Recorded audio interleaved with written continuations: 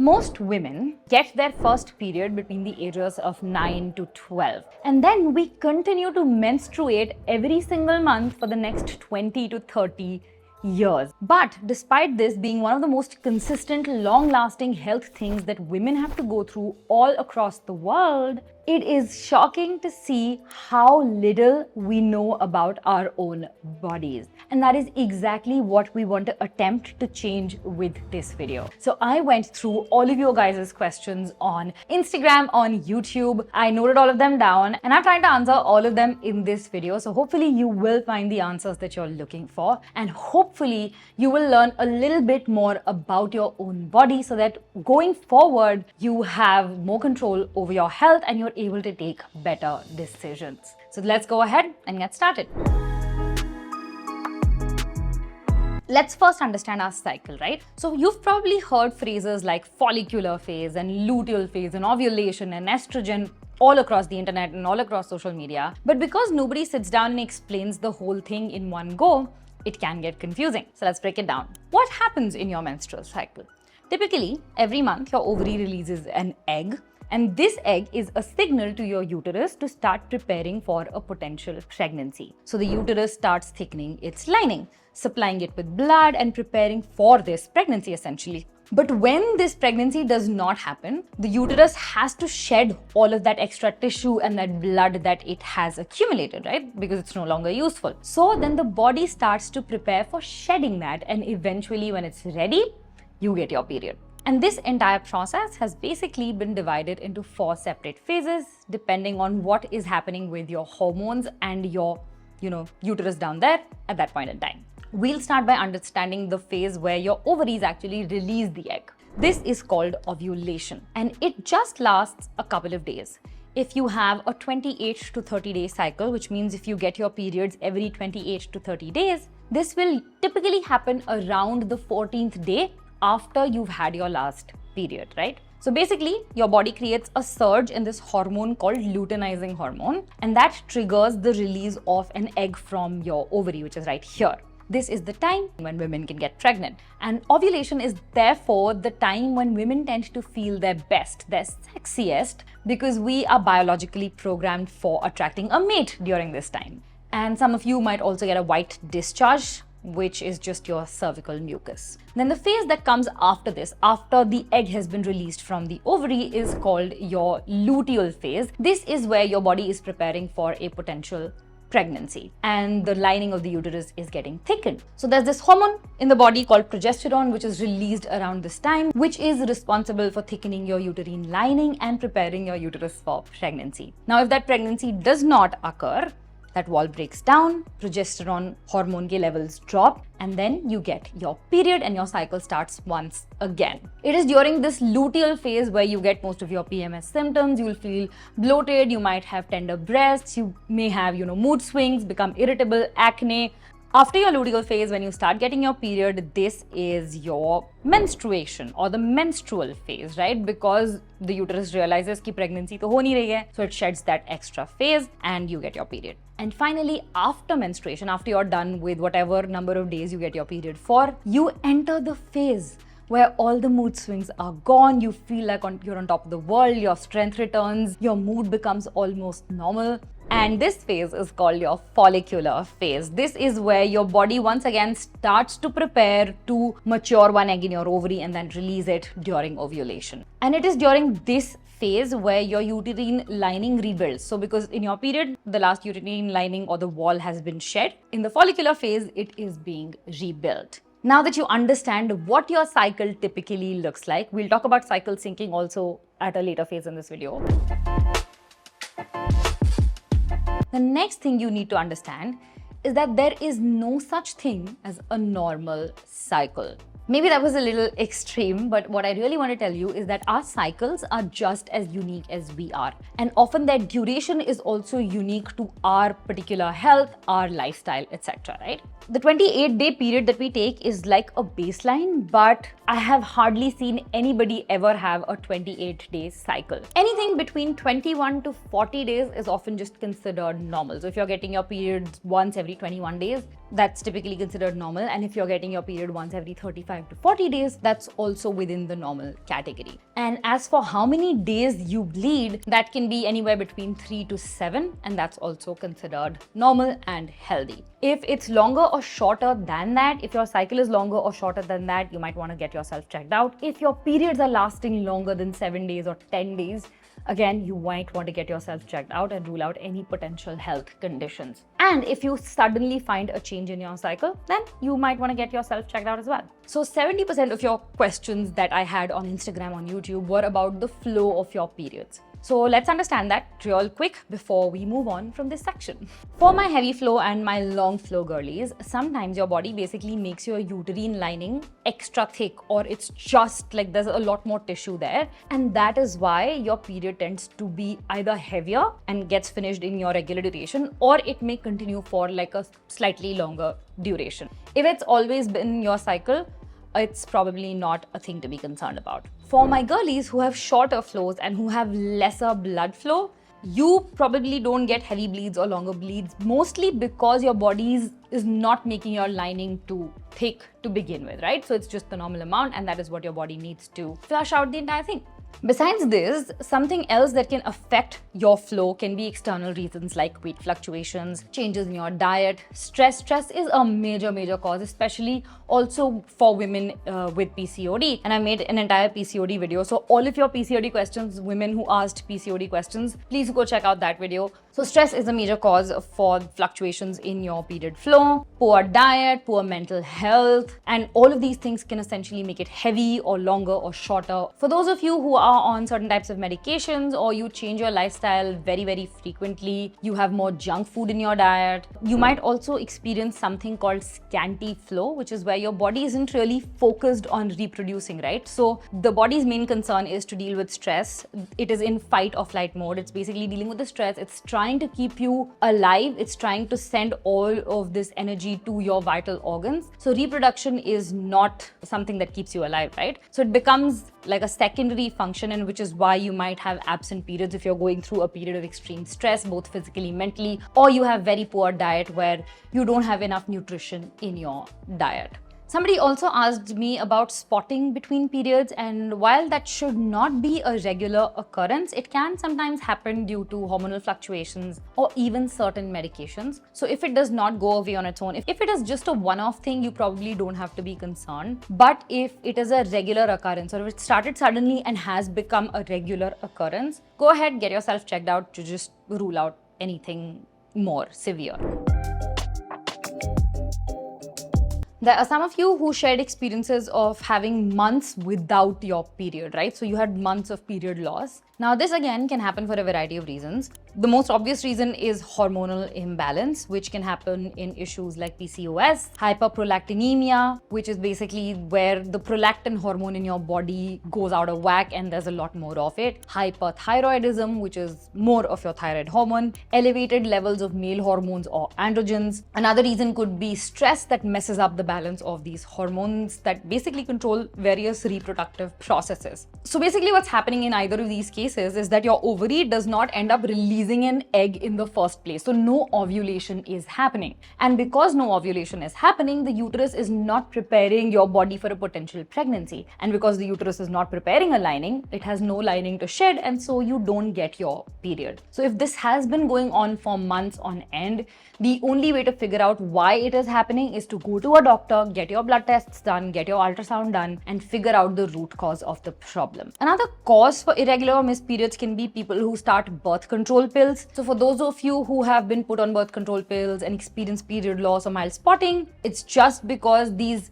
pills are designed to regulate your pregnancy hormones, right? So they prevent ovulation, and because they prevent ovulation, that ends up affecting your period cycle. If you get off birth control, this should typically become all right. If it does not, then you consult a doctor. And finally, the final question about your flow was about taking over-the-counter medications or painkillers like ibuprofen or naproxen. Can that affect your period flow, or can that make you miss your period or get heavier flow? The answer is no. There are no studies to show any sort of correlation between painkillers, between over-the-counter medication and your period flow. And finally, we have the case of irregular menstruation amongst teenagers or girls who have just started their periods a couple months or a couple of years ago. So it's very important for you to understand that during this phase, especially the initial few years after you start your period, it is very, very common to have irregular cycles because your body is actually getting used to these hormonal fluctuations every single month. As you grow into your late teens, into your 20s, your periods should start to regularize. And if they don't, and if you feel like something is off, go to the doctor.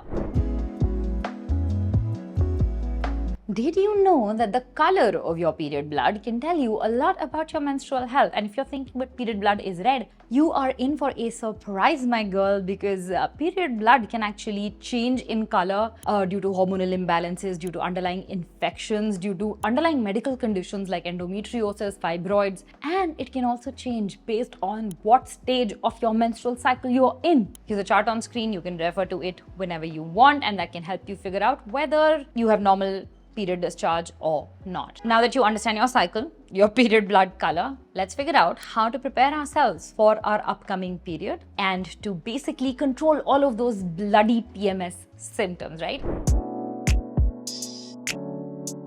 The first thing you want to do here is to start tracking your cycle, and the second thing you want to do is mild cycle syncing, basically syncing your lifestyle to your cycle so that you can manage your PMS symptoms better. So tracking, how do you do that? I just use the cycle tracking app on my iPhone and the Apple Watch, and it's pretty damn accurate from my personal experience, even though I have PCOD and I sometimes miss my cycles. Earlier, I used to use apps like Flow and my period tracker, and they worked wonderfully well as well. If you don't want to do that, you can also do manual tracking, which is basically noting stuff down in a notebook by tracking your start and end day of your period, and then also tracking, various body changes or fluctuations that you might have throughout the month. The manual method is very, very tedious. I personally don't enjoy it. Tracking it in the app is very useful. So it will give me like a window about, this is when your ovulation is about to start. And so I will check my body for symptoms of ovulation, whether I have that sudden, cramp starting. If I did,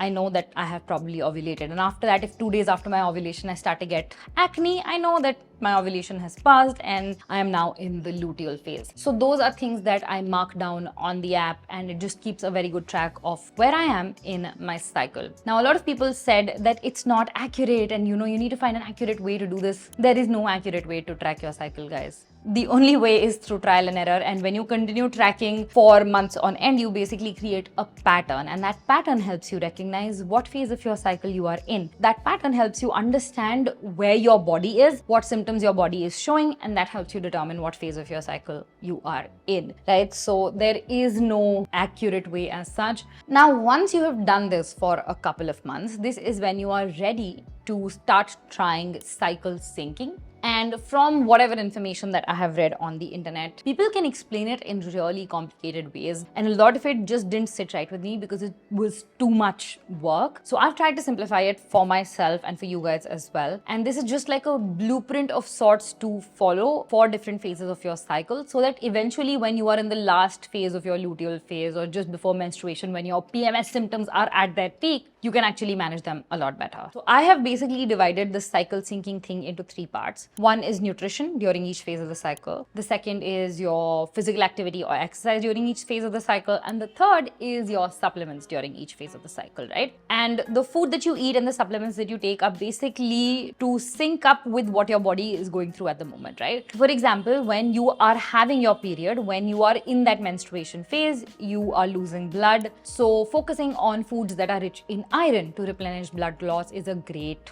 way to go about your nutrition. Eating anti-inflammatory foods like ginger and turmeric is a great way to go about it, right? Typically, when you are menstruating, most women have symptoms and they have cramps and they're uncomfortable. So I would not suggest doing heavy exercises during this period. Stick to gentle walking, yoga, stretching, all of those things. Rest, avoid intense workouts. And as for supplements, iron supplements, definitely magnesium because they can help reduce cramp, and omega-3 especially for inflammation. After you've had your period and when you enter like the follicular phase, which is like your phase where your body is rebuilding, it's coming out of that hibernation, that is when you are at your most energetic. So you want to have high protein foods to support those growing, follicles, to support the rebuilding of your uterine lining. You want to have a lot of fresh fruits, fresh vegetables, just to have a lot of antioxidants, healthy fats, just like a balanced diet overall. And this is the phase where intense exercise is actually the most conducive for your body because you have higher energy levels, because everything is on the rise. HIIT, strength training, everything, you can do any type of exercise during this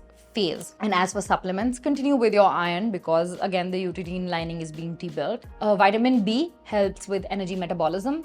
Probiotics, obviously, to support gut health, and vitamin D just helps with immune function and again, just aiding your body in that rebuilding process. The next phase after this is your ovulation, when your ovary releases that mature egg. So here you wanna eat again iron-rich foods, nutrient-dense foods, especially a load of like vegetables, fruits, berries, all of those things, and foods that are rich in zinc and B vitamins. So like pumpkins, eggs, things like that. For exercises, you can continue with your regular workout that you were doing in your follicular phase. You don't need to slow anything down just yet. And as for supplements, so after my ovulation, when I realized that I am ovulating, is typically when I start to take like vitamin C, because that helps keep my skin clearer than usual. It helps boost immunity, helps boost cellular health. There's also vitamin E supplements that you can take, omega-3 and zinc, because that helps support ovulation. And then finally, after ovulation, you enter your luteal phase when your PMS symptoms start. मेरे तो एकदम ही luteal phase में start हो जाते हैं. So here you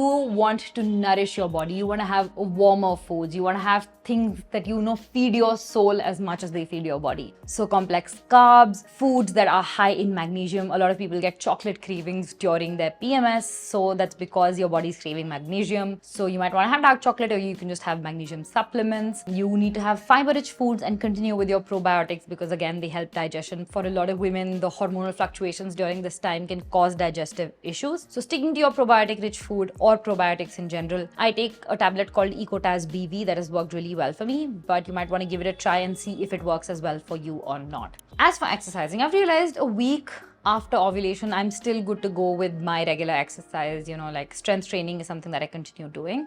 It's just the week before the period, right? 1 week, 10 days before the period is when my energy really dips. And then I focus on slowing down my workouts and doing more stress relieving workouts like Pilates, yoga, all of those things. And then they continue into my menstruation. And as for supplements, magnesium to ease PMS bloating, calcium to support bone health, and herbal supplements like chasteberry, which just balance your hormones. And overall, you basically want to stay hydrated no matter what phase of your cycle you're in. And you want to ensure that you're getting proper sleep because lack of sleep just makes your body more stressed out, and that can cause fluctuations in your cycle and it can become just irritating to deal with. So go ahead, ensure that you are getting proper sleep and that you are hydrating yourself well enough, my girls. That's basically an overview of what cycle syncing looks like. It does not have to be very complicated. You just need to work with your body, see what it needs at that point in time, and then nourish it accordingly. Now coming to the more specific PMS symptoms, which also made up the majority of your questions. Now, mood swings are amongst the most common of PMS symptoms. Almost 3 out of 5 women get this, and 3 out of 5 women in the community asked about how to control their mood swings during their cycle. But why exactly do you get mood swings? You see, in the luteal phase, the levels of your estrogen hormone and your progesterone hormone keep fluctuating. They basically directly affect the level of serotonin in your brain, which is a neurotransmitter, and it is crucial for mood regulation. And because that level of serotonin gets affected, you basically face mood swings and you are irritable and you might be sad 1 minute or anxious the next minute and things like that, right? So what can you do to deal with these mood swings? The first is deep breathing exercises, which basically relax your nervous system and help regulate some of those hormones. So you can try Anulom Vilom, which is this pranayam where you do alternate nostril breathing. That can be really, really great. In terms of physical activity, you can try gentle stuff like yoga or walking. Walking really, really boosts your mood because it releases endorphins and that impacts the level of serotonin in your brain, helps you become happier.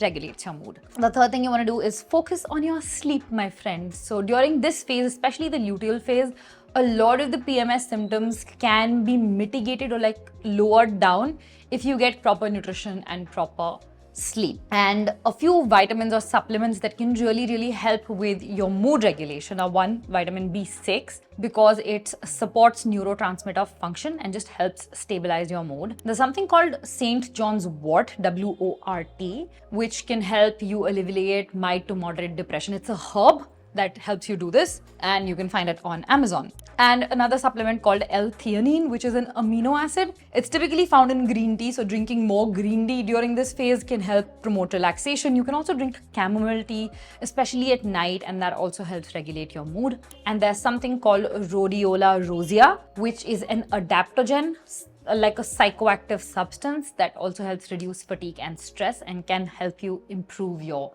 mood. So I typically tend to take B6 and chamomile on a regular basis, especially in the luteal phase. And I also drink a lot of matcha instead of my regular coffee. So matcha has L-theanine, which also helps boost your mood a lot. 8 out of 10 women experience cramps during their menstrual cycle. They can range from mild to extremely severe to so bad that you can't get out of bed. And let me tell you this, if it's so bad that you can't get out of bed, it's okay to take a goddamn painkiller. It's not the end of the world. You can talk to your doctor and figure out what's a safe painkiller to take, something that will not, make the rest of your body go haywire. But it's okay to take a painkiller. It's absolutely fine. You take it once a month to be able to get out of bed, that's completely all right. So the typical things that you can do for relieving your period cramps are hot water bottle or like a warm water compress. So on your lower abdomen or your lower back, just helps relieve or relax some of those muscles and gently ease that pain. For more severe cases, that might not always work. Getting enough sleep is very important. Reducing caffeine consumption and increasing your consumption of magnesium-rich foods is important, because magnesium actually lessens those muscle crampings, right? That lactic acid buildup that can sometimes happen. So magnesium is a great supplement to do that. It also promotes relaxation, reduces inflammation. Other supplements that you can take are vitamin B1. So B complex le lo, like in your luteal phase, just take a B complex supplement, and that should typically help with multiple different PMS symptoms. There's vitamin E, there's calcium and magnesium. Great to help with like all of these PMS symptoms. So I typically take magnesium L-threonate wala supplement at night before sleeping. So it also helps promote healthier, more restful sleep, and at the same time muscle relaxation and just helping with those period cramps. Another thing you can do for anti-inflammatory properties is ginger, which also helps reduce pain and swelling, and turmeric again helps reduce inflammation, so can mildly help alleviate some of that pain. But if it's very severe, girl, talk to your doctor, figure out what's a safe painkiller, take it. You are going to be much better off because of it. The next period symptom is bloating. Again, very common. Again, happens due to hormonal fluctuation. You might get bloating in your lower abdomen. You might get bloating all across your body, like there's puffiness in your face and things like that. And this again happens because your estrogen and progesterone levels are fluctuating. So sometimes during your cycle, your body tends to retain more water and there's fluid buildup, and so you feel more bloated. So how do you deal with it? So one easy way is to reduce sodium and caffeine intake, because that just helps with less water retention. The second is to avoid a lot of all of these cruciferous vegetables, which is like broccoli, cabbage, carbonated drinks, because consuming these typically leads to gas and bloating, even for the average person. So when you're doing this during your luteal phase, or when you have your PMS symptoms, can make it even more extra. So avoid. And excessive fiber bhi nahi lena if bloating is a symptom that you usually face. While fiber is generally good, excessive fiber, especially if your body is not used to it, can cause bloating as well. And next one is just drink plenty of water, stay hydrated, have fluids in your system. Another thing that can help is peppermint tea or peppermint oil. Peppermint tea is easier to consume, so just throughout the day, drinking a little bit of peppermint tea can actually really help with digestive discomfort and bloating. You can also take digestive enzymes, things like Yakult, which are probiotics. They help break down the absorption of nutrients and can help alleviate bloating symptoms, and of course probiotics, right? A few other supplements that can also help are potassium. So eating like potassium rich foods like bananas can be really helpful. And the next thing is dandelion root. So you get dandelion root tea. Again, is a great way to just relieve a lot of that water retention. So you can drink that during the day as well. I absolutely hate it. I always get it. I think I have one here as well. It is irritating AF. But it happens again because the fluctuations in hormones and generally the increase in level of male hormones during this period can increase sebum production, and that leads to clogged pores, and that leads to acne and skin inflammation and all of those things, right? So how do you deal with it? First, let's talk about skincare. I don't typically alter a lot of my skincare except for introducing tea tree oil within the mix. So whenever my luteal phase starts and I know I'm starting to get acne, I will apply tea tree oil from Body Shop as a toner before my moisturizer, both during the morning and in the evening. The other thing is this cream called Acne Star, which I use as a spot treatment for acne and wherever I'm prone to get acne. So if it's the entire forehead, I'll just apply Acne Star. So it's antibacterial, it's antifungal, helps really curb those breakouts. And then I have those pimple patches that I will use whenever I do have a breakout, and that helps lower it down and reduce that inflammation. Then when it comes to supplement, I definitely take vitamin C, because I have seen that when I start taking vitamin C, the quality of my skin becomes so good, and any acne that might have been happening also reduces quite a lot. It could be because vitamin C helps support immune function and also reduces oxidative stress in the body, so it helps, lower some of that inflammation down. Another one is collagen. Of course, take it religiously even when I'm not in this luteal phase, so I take collagen on a regular basis. And then there is biotin. So biotin and vitamin C I typically take during the luteal phase, and collagen is throughout the month.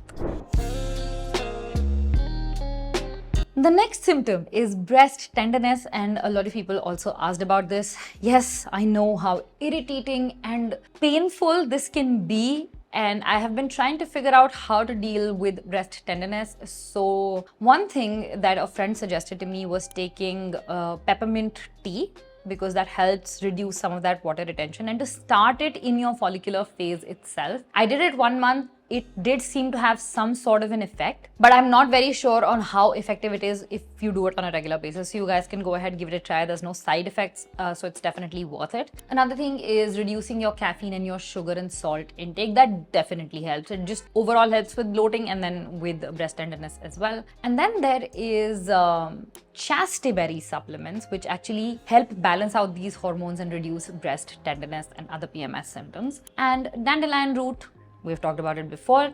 Because it's a diuretic, it helps reduce some of that water retention. And there's also methi, fenugreek seeds. You soak them in water at night. You, in the morning, drink that water, eat those seeds, and can really help alleviate breast tenderness. Now, the thing is that I take PCOS supplements. I've spoken about them on my PCOS video. Most of them contain like a bunch of these supplements that I'm talking about individually. So I don't need to take them separately. They're already a part of that PCOS bundle package. L-theanine, the dandelion root, chasteberry, all of these supplements are a part of that powder mix that I take. So I don't need to take them separately. But if you don't have PCOS, you might want to get these, one off separately and take them whenever you're facing these symptoms.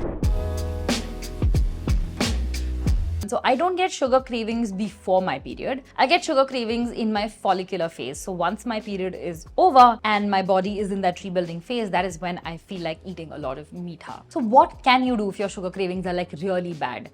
One thing is to choose healthier alternatives to like processed sugar. So choose fruits. Dates are a great thing, even for women with PCOD, because apparently dates have been found to not spike blood sugar levels. So if you're craving meatha, try have a date.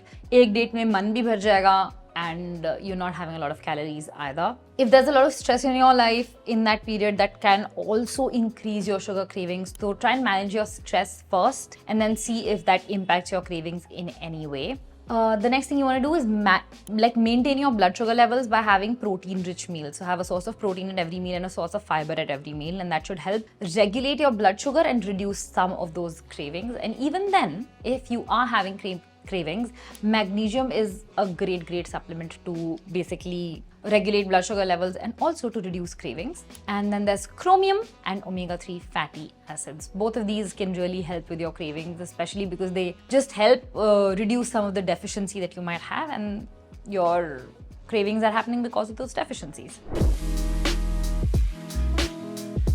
Now, there's not typically a PMS symptom only. Vaginal discharges can occur throughout your cycle, and that is completely normal. Your vaginal discharge is completely normal. It's just your body's way of keeping your vagina clean and healthy.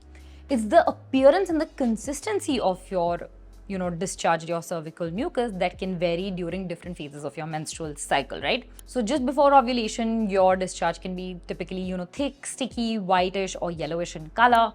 After ovulation, it can feel thicker and stickier, but it's less noticeable and it's less in quantity. And during ovulation is when your discharge becomes clear and stretchy and slippery and feels like, lube, for example, right? Raw egg whites ka consistency hota hai, right? Now, if you notice any other color or any other sort of smell in your discharge besides this, so if you have like greenish discharge, or if you have yellow color or strong, like it looks like cheese, it's curdled cheese or something like that, if it has a strong unpleasant odor, that is not normal. That could be indicative of an infection. And especially if you feel like burning or itchiness or pain down there, you're getting like lumps or clots with your discharge, not normal. Go to your gynecologist and get it checked out. You might have, candidiasis, or you might have a yeast infection, and that needs to be treated with medication. But it's perfectly normal to have some sort of discharge throughout your cycle.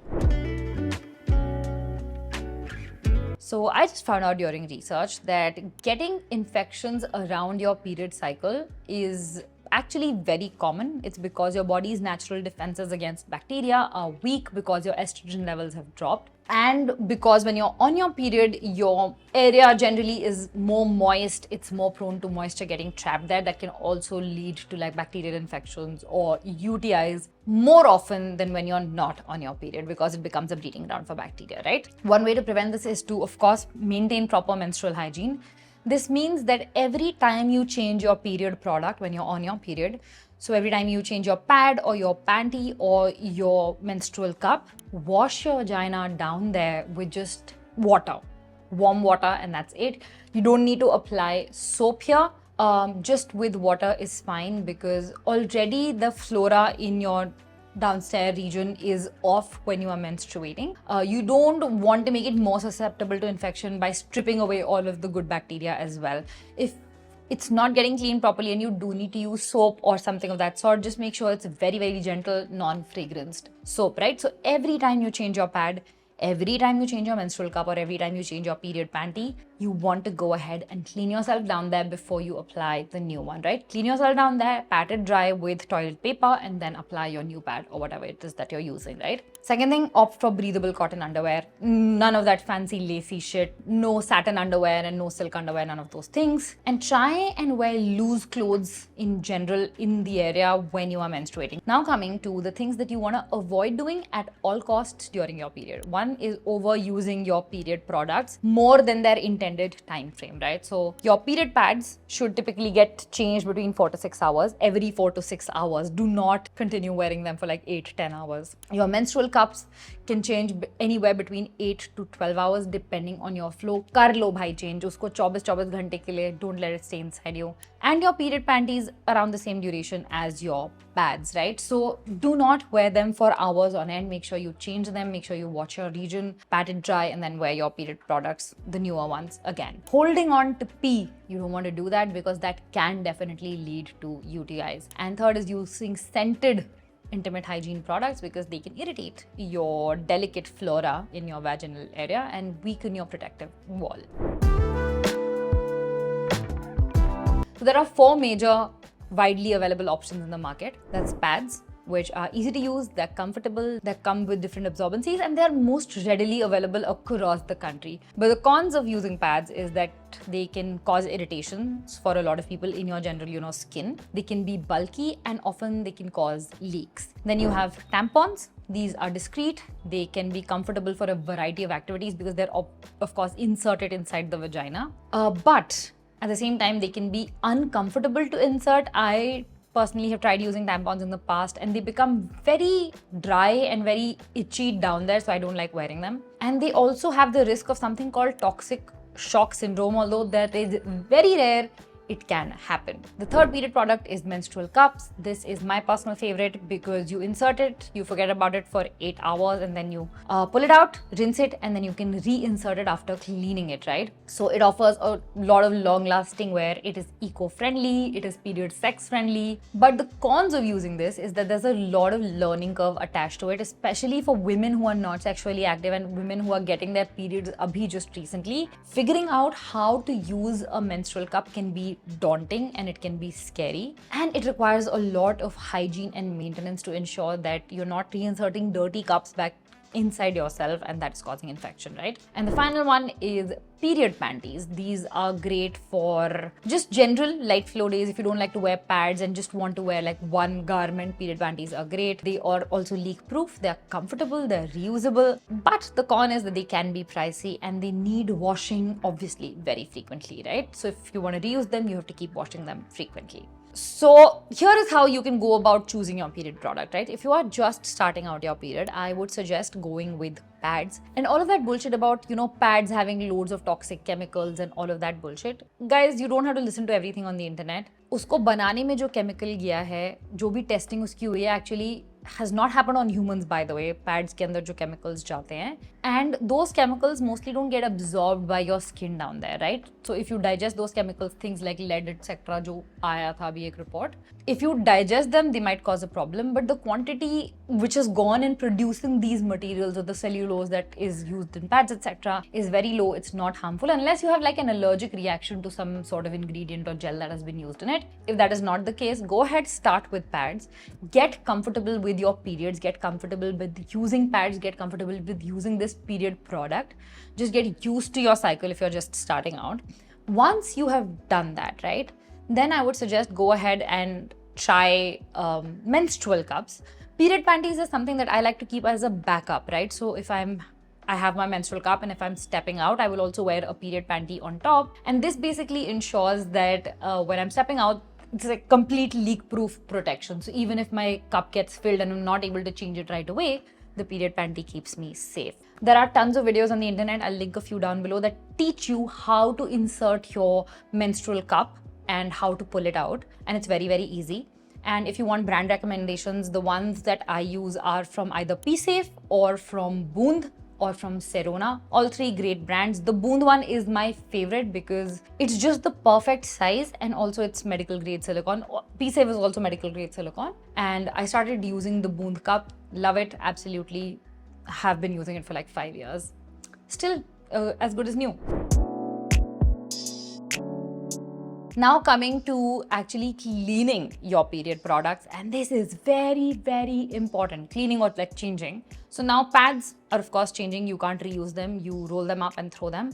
But the correct way to throw pads is to roll them, put them back in the wrapper, the pad wrapper that they came with. So most pad companies put your pad in individual like plastic wrapping. Keep that wrapping with you. Once you're done using that pad, wrap it in that and then throw it away. If you have newspaper, wrap it in a newspaper and throw it away. And why you do this, it's not because to hide your, pads or your period blood or whatever. It's because a lot of this trash basically goes to landfills where dogs will come at it, chew at it, etc. It's just to not overexpose everything to those animals and to not expose other people to your blood. That's why you're doing this. When it comes to your period panties, you want to wash them as soon as you're done wearing them for that cycle. So if you can't wash them in the machine, wash them with your hand, use like a gentle cleanser for your period panties and wash it out. And then you can do like a larger cycle in your washing machine where you put that entire day's load and then wash it. And now coming to your menstrual cup, how do you maintain cleanliness and hygiene for your menstrual cup use? So typically at the start of my cycle, I will boil my menstrual cup in water, and it's completely heat proof. It gets boiled very easily, but that kills any sort of contamination, any sort of bacteria. I wash it with soap and water, boil it, and then it's ready to use. And then throughout my cycle, I just wash it with soap and water. Completely wash it with soap and water, pat dry with toilet paper, and then I reinsert it into myself. One thing that people don't consider when it comes to period hygiene is replacing their period underwear. So most women have a different set of underwears that they wear on their periods because they don't mind that underwear getting stained, which is a great thing. But this period underwear also needs to change frequently. So every 8 to 12 months, please throw away your old period underwear, get new ones and use that, okay? Very important because blood gets trapped there might be stains, and then that starts to rot, and blood never really washes away completely from a garment, so that's important to keep in mind. And we already discussed that if you're wearing pads, they need to change every 4 to 6 hours. Tampons need to change every 4 to 8 hours. Menstrual cups are good for 8 to 12 hours, and period panties just depending on how long they get filled, like how heavy your flow is, right? And when you're washing your period products, wash them in cold water and not hot water, because hot water will cook the blood and that stain is never going to come off. And I should not have to say this, but wash your hands before you change your period product. So if you're changing a pad, you're changing a tampon, you're changing your menstrual cup, wash your hands before you do this so that you're not putting dirty stuff in and around your vagina. When it comes to storing your period products, the only thing that you need to typically store are either your menstrual cups or your period panties. So menstrual cups ke liye PSafe has this really great cup container that I have. I will clean it. I will store my period cup in it when I'm not using it. And then when it's ready to use, I'll take it out, clean it again and use it and then put it back again. Very great. For period panties, you can just put them in your regular underwear drawer after you've done washing them and drying them. One thing that I forgot to mention is while choosing your menstrual cup, if you're switching from like pads or tampons to menstrual cups, is to keep in mind that menstrual cups come in different sizes, okay? And usually on the website of the brand or like the packaging of the brand, it'll be mentioned what size is fit for what people. It's typically given on the basis of age. So for younger people, for teens, early teens, the cup sizes will be small. For people, you know, in their late teens, in their 20s, in their 30s, it's the medium cup size that works. And then the larger cup size is for women who have had probably a pregnancy and they've given birth to a child and their cervix opening is larger than usual, and then they would need larger menstrual cup sizes. So it's usually mentioned on the product itself. Check what size fits your description and then choose accordingly. 1. Sex does not typically reduce period pain. A lot of people talk about, especially in young women, there is this myth that if you start having sex, that will reduce the amount of period pain that you have. While having sex can definitely help your body release endorphins and improve your mood, and that might feel like it's reducing your period pain or period cramps, that is not what's actually happening, right? It's not a reliable method for managing pain. If you have period cramps, sex is not going to solve it. So go ahead, take medication or take some of the remedies that we spoke about earlier. 2. Should you wash your head during your periods? There's absolutely no restriction. I don't even know where this myth has come about from. You can take head showers, you can take body showers and baths, whatever you prefer. Hygiene is paramount. If your hair is getting dirty, go ahead, shower them. Being on your period does not change anything. Even if it's causing some sort of like temperature change, that can be managed by changing the temperature of your water and then drying your hair off quickly. If you get headaches or something of that sort, like if you get symptoms or if you get symptoms of cold or headache when you wash your hair, maybe in that case you can avoid it, but otherwise there's no reason to. Can you pray during your periods? Yes, my dear, you can absolutely pray during your periods. I know that there are certain regions in the country, certain temples, certain religious ritual which will say that women should not do this when they are on their period. And I'm not even bothering with the rationalization of arguing with them. I went ahead and did some research. So turns out this entire concept of women not going to the temple or, you know, not praying during their period came about because during their periods, women typically are in a lot of discomfort, and this was a time where they were asked to rest and recover and turn inwards rather than doing all of those rituals that might be tedious, might take a toll on their body, etc. So that is where all of this started. It's now morphed into some weird sort of religious stuff that I don't want to bother with, but if you want to pray during your period, you absolutely can. If there are people who tell you, oh my god, you can't do this, you don't have to tell them you are on their period. Just go ahead and do what makes you happy. There's absolutely no restriction in religious texts when it comes to